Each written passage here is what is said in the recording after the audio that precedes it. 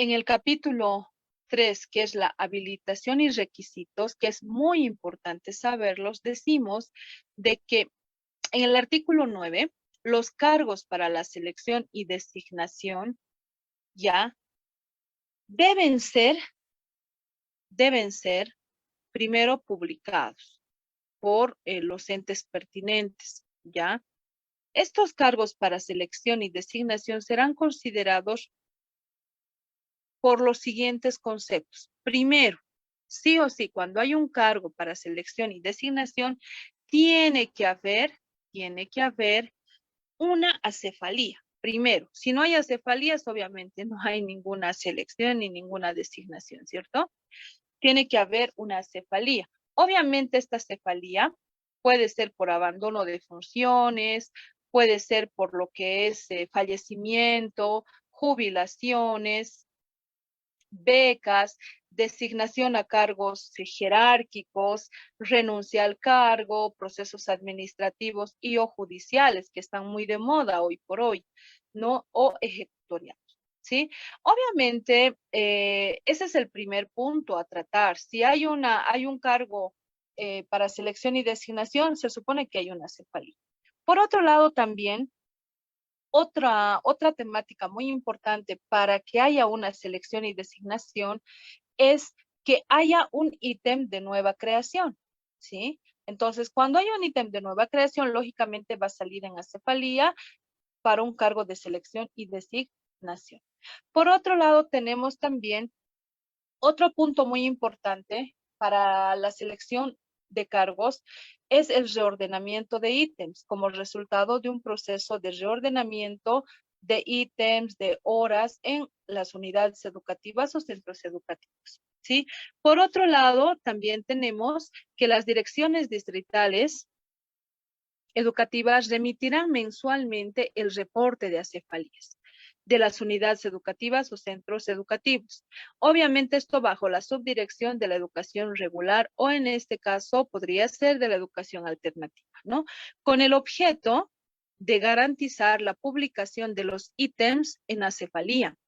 ¿Para qué? Para realizar un seguimiento y control dentro de todo lo que es el proceso de designación oportuno para un maestro que realmente tiene pertinencia académica y pues lógicamente rigiéndose acerca de lo que es la normativa vigente, que es este reglamento como tal, ¿sí?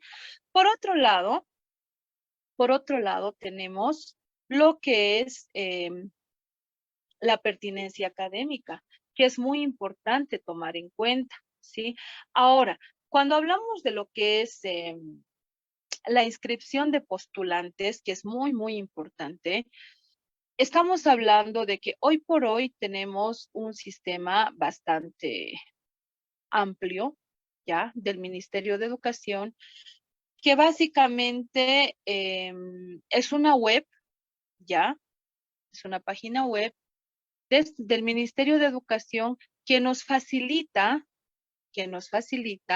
a todos y cada uno de los maestros a ingresar dentro de lo que es esa plataforma y poder generar no solamente las compulsas nacionales, porque es nacional, no es departamental, ¿no? Nos ayuda a generar nuestras boletas de pago, nos ayuda a generar nuestros CRDAs y demás, ¿no? Hasta inclusive nos ayuda a generar el CAS, que es muy importante dentro de lo que es los requisitos para la habilitación a las compulsas, que es muy importante, ¿no? Entonces, gracias a esta plataforma web, el maestro que quiere inscribirse a una compulsa de cualquier departamento lo puede hacer 15 minutos antes de que se realice la compulsa. Por ejemplo, si hay un maestro que se ha enterado que hay una compulsa para matemáticas a las 3 de la tarde y su compulsa es a las 3:15, todavía puede ingresar al sistema y poder inscribirse, ¿no? Muy bien. Entonces, esta plataforma web es de muchísima utilidad, ¿no? Obviamente, al inscribirse tienen que ustedes estar eh,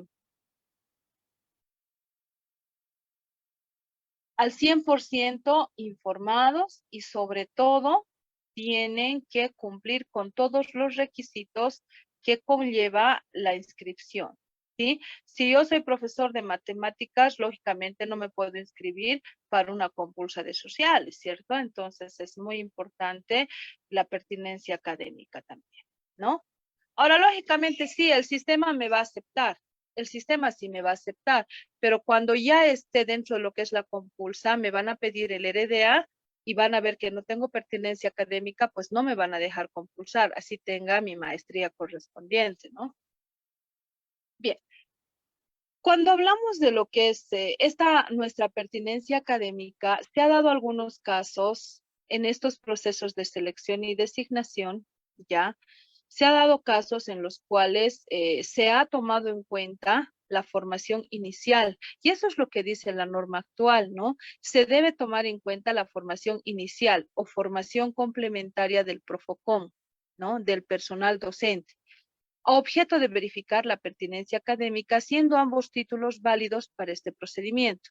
En caso de que las direcciones distritales educativas no cumplan con este presente artículo, serán sancionados conforme a normativa vigente. Y eso es lo que ocurre. Miren, por ejemplo, en el área de química física han tenido conflictos. ¿Por qué? Porque en sus certificados de egreso o en sus TPNs indica ciencias biológicas e integradas. Y cuando se ha desdoblado lo que es química física, pues no les han dejado compulsar a los profesores de ciencias integradas para cursos de tercero y cuarto, que lógicamente les correspondía. Sin embargo, en este proceso de formación complementaria del Profocon, pues algunos han visto por conveniente directamente hacer su licenciatura en química y a ellos no han tenido problema, o hacer su licenciatura en física o biología. Entonces, como que ya es como una especialidad, y si tienen en el Profocon con química y eres de ciencias naturales e integradas, pues lógicamente te dan curso a que sí participes en la compulsa necesaria, ¿no? Entonces, muy importante, se toma en cuenta la formación inicial y la formación complementaria, en este caso que es el Profocon, ¿sí? Muy bien, y eso también ha ocurrido con las BTHs, ¿no? En algunos casos. Conforme a lo que es la habilitación de los postulantes a estos cargos docentes, primero se debe tomar en cuenta lo siguiente, ¿sí? Cuando hablamos de esta habilitación, se supone que debemos de cumplir ciertos requisitos que son muy importantes para este proceso de compulsa. Por ejemplo, cuando hablamos de lo que es los postulantes, sí o sí deben cumplir ciertos requisitos, como por ejemplo, miren, cuando hablamos de lo que es el artículo 12, sí o sí debemos tomar en cuenta que el maestro que va a ingresar a este proceso de selección debe tener sí o sí su RDA actualizado. Es muy importante. El maestro que ingresa debe tener su RDA actualizado. ¿Por qué? Porque en su RDA actualizado tiene todos los cursos, tiene qué año ha salido de la normal, tiene cuándo ha sacado su TPN y demás, ¿no? Entonces, en cumplimiento a estos principios constitucionales, ya de igualdad de oportunidades, podrán postular, ya, de manera abierta, sin ningún impedimento, quienes cumplan con los requisitos que enmarca este reglamento. Primero, la pertinencia académica, que es muy importante, la pertinencia académica. Posterior a ello, ya tienen que tener sus documentos originales y unas copias de todos sus documentos. Por ejemplo, ahí está su TPN, su certificado de egreso, sus diplomados, sus maestrías y todo eso, pero solo una copia, ¿no? Entonces, cuando hablamos de la pertinencia académica, ya estarían cumpliendo con un requisito, ¿sí? Posterior a ello tenemos el RDA, que les he indicado que debe de ser actualizado y sobre todo no debe tener ningún rótulo que indique observado, porque se ha dado casos en los cuales el RDA está observado, pues eso les limita el acceso a esta compulsa, ¿sí? Entonces es muy importante. Con respecto al área urbano y al área rural, el maestro en función se considera, ¿ya? Puede ser un maestro en función ya sea rural o urbano, se debe de tomar en cuenta su ítem. ¿Con qué ítem está? Y si ese su ítem está en función a la pertinencia académica al cual se está presentando, ¿sí? O en su defecto, para los estudiantes recién egresados, bueno, en realidad profesores recién egresados, se podría llamar así, de las escuelas superiores de formación, se considera el área del cual han egresado, ¿sí? Entonces, esa habilitación de los postulantes es muy importante. Lógicamente, cuando hablamos de postulantes a distritos urbanos o a distritos rurales, nos tropezamos con el asunto de que cuando hay un área rural y es cerca a nuestras casas, por ejemplo, entonces nosotros intentamos ingresar. Obviamente, como les decía, el sistema sí nos acepta, pero cuando vamos a la compulsa, ahí nos limitan. ¿Por qué? Porque hacen cumplir a cabalidad lo que es la habilitación de postulantes. Lógicamente nos van a decir, usted trabaja en el área urbana. El ítem es muy distinto, ¿no es cierto? El servicio, sobre todo, es muy distinto. Entonces, se fijan todo eso y no nos dejan participar a los urbanos o a los rurales en contraposición contra lo que es compulsas, ya sea urbanas o rurales, ¿no? Ahora, obviamente,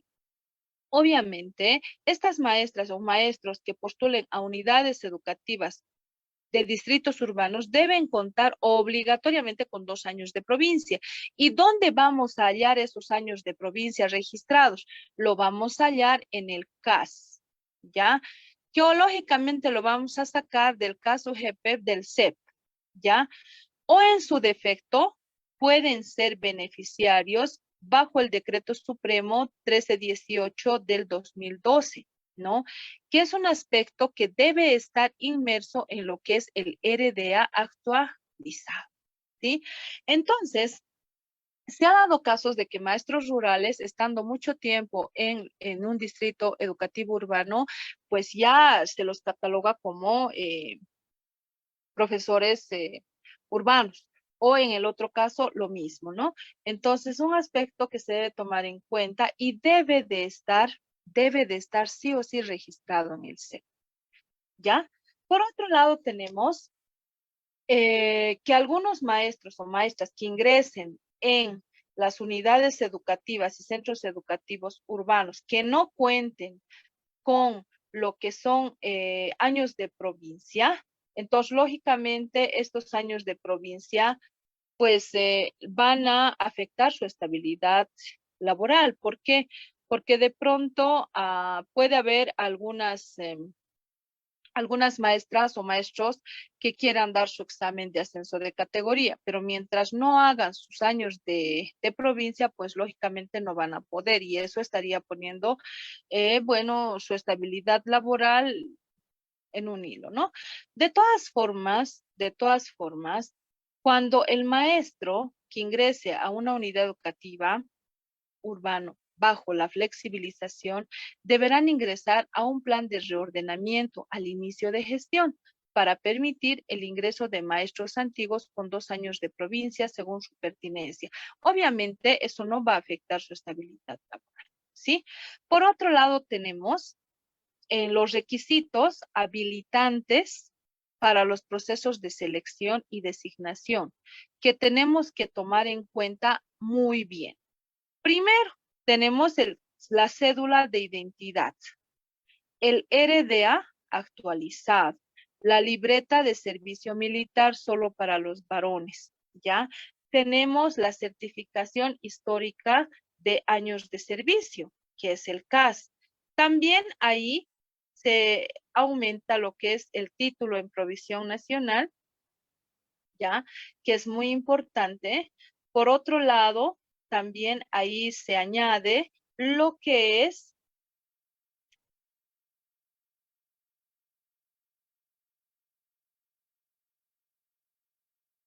el certificado de egreso de la maestra o el maestro normalista, o en su caso, si es titular por antigüedad.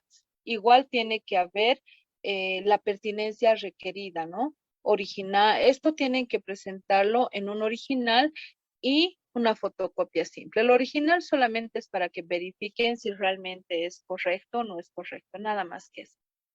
Ahora, es muy importante también es muy importante también, dentro de lo que es las designaciones sin compulsa, reconocer lo siguiente, ¿ya? Por ejemplo, se ha dado casos en los cuales eh, se ha dado las designaciones sin compulsa, que lógicamente están reguladas por lo que es este reglamento, ¿ya? Sin perjudicar a nadie, más al contrario, sirviendo de motivación para los estudiantes de las SFENS. ¿Por qué? Porque estas designaciones sin compulsas se las hace a estudiantes que han sido excelentes en cuestión académica, lo que se denomina excelencia académica en las escuelas superiores de formación de maestros, ¿no? O en sus unidades académicas del departamento, ¿no? Entonces, se hace cumplir esta resolución ministerial que a partir del 2021 está vigente.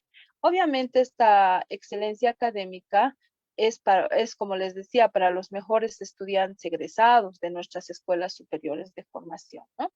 Estos maestros y maestras normalistas egresados deben presentar ante la autoridad educativa competente el certificado correspondiente firmado por el ministro de Educación.